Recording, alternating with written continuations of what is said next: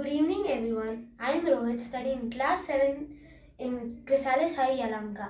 I will be demonstrating my new project called the Automated Toll Tag System. The components of this project is Arduino, Ultrasonic Sensor, Servo Motor and I2C OLED Display. Arduino is the main controller of this whole project. The ultrasonic just detects the vehicle approaching the gate, and the servo motor just opens and closes the toll gate based on the signals of the Arduino. And I2C OLED display just shows the message. This is the connection table.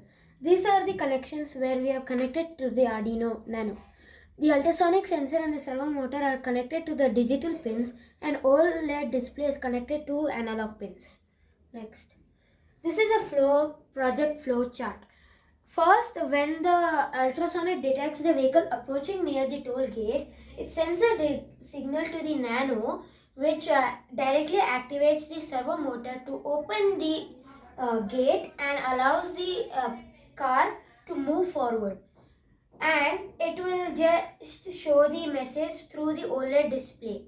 And the servo motor will come back to its original position after the car is passed through the gate. And now we'll see the demo of this project.